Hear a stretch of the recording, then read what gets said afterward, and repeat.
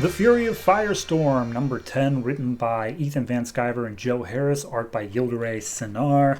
Last issue left off with that weird little crossover thing with Justice League International, and this issue picks up with Posar watching over footage of that weird little crossover thing. And it shows, seemingly from the perspective of Firehawk, like the fight, so that could be something.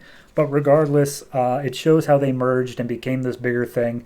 And someone named Zastrow is talking to Posar, saying like, we have to stop them, we have to do whatever, blah blah blah. And basically Posar is just telling them, okay, here's the deal. I'm going to go deal with this. And he's like, you're not able to. And he's like, right, but I am, and I'm going to, regardless of what you say. So he just blows up the computer and kills the one guard who I guess was in this room, because he's not supposed to be in this room, and then storms out. And we see out on the Arabian Sea, they're on a shipping container boat, and he goes and talks to Ronnie and says like, okay, here's the deal. We've seen some rogue firestorms over in Pakistan. Because of the absence of any sort of action, we have to assume the government's involved. We're going to go get to killing. You in? And he just kind of sits there depressed for a little bit. Then we cut over to Jason and Firehawk, who are going through the quantum field. I was going to say quantum realm. And he sees like the face of Professor Stein. And he's like, I need answers. Please help me. But then Firehawk comes and grabs him. And we see the symbol for Fury, like Ronnie and Jason's combined form, before Firehawk and Jason are dragged out. And they're dumped out into the middle of this snowy field, and Firehawk just looks at Jason like, what in the hell was that? So then we cut back over to Posar and Ronnie. And Ronnie is basically like, hey, I'm ready to go help you. And he's like, yeah, you're totally not ready. You've got a lot of issues going on with you right now. Are you sure you're up for this? And he basically tells him how Ronnie and Jason are part of a set. They are a pair, and they need to be together in order to reach their full potential. However, it's not impossible for Firestorms to get more powers on their own. So it's possible that Ronnie could learn to get the powers of like manipulation and stuff like that Jason has, even without Jason being there. And Ronnie's like, what do you, I'm not ready for that. I'm deformed, I'm disabled, I can't do anything. And Posar's like, no, you can do anything. That's the whole point of being Firestorm. And we see that his nuclear fist or whatever he's got going on his D-handed arm is still just like swirling massive amounts of energy. So he manages to knock it off for a second. He's like, just stay away from me, Posar. And then this little device that Posar was working on this whole time, he holds it up, and it's apparently a detector for firestorms or something like that. And he's ready to go out and use it. So cut back over to Jason and Firehawk, who are just flying through, and he's like, okay, I think I came to a conclusion, Firehawk. So when we merged, it was unstable because something about the quantum field only wants Fury. Like, other firestorms can, I guess, merge, but they aren't stable unless they are Fury. Does that make any sense? And she's like, yeah, sure, whatever. Anyway, we're out in Russia, and that's where it dumped us for some reason.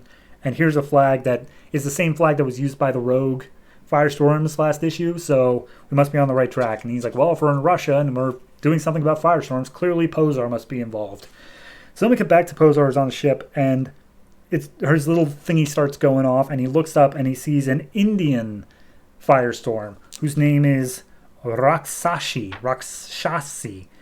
And basically they just get into a fight, and she's like, oh, you're connected to these rogue firestorms somehow. And he's like, yeah, I'm hunting them, and I'm also going to be the one that takes them all out.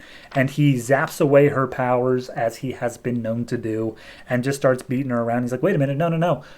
You're not just hunting them. You're the one who made them. You're responsible for them. Like, you're their father. To which point, then, a blue light shows up behind Posar, and it turns out, I think it's Ronnie? Like, yeah, no, it's definitely Ronnie.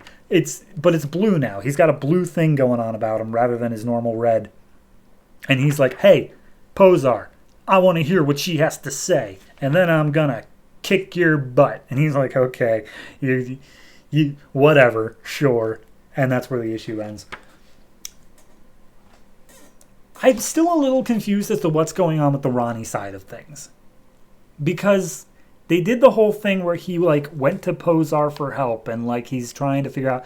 But then they went into this weird like decapitated hand thing. And in the last page, he doesn't have a physical hand, but he does still have like the shape of a fist just with nuclear force. I'm just confused about like Posar's clearly not a good dude. But like it also seems that Ronnie can't make up his mind as to whether or not he actually wants his help or not. He keeps on going back and forth and back and forth, and I don't know. It's weird to me. The Jason plot's easier to follow at the very minimum, but even then, it's now intersecting with the Posar plot, and I'm just getting a bit confused. Maybe it's on me, maybe I'm not reading it closely enough, but it just seems a little bit disjointed in terms of like, there's so much duplicity going on with Posar that it's actually affecting me as the reader of I don't know what's happening with Posar, which is an issue when our main characters are very closely associated with Posar. So overall, I'm giving this one I give it a 6.5. The fight scene between Raksashi and Posar was pretty cool. It's got some neat moments in it, but beyond that, this basically just feels like okay, let's move these characters around. Like, literally, we had to teleport Jason and Firehawk to the other side of the world just to get them involved in this plot now. So, yeah, it's a fine issue, but it's still only worth like 6.5 at the most.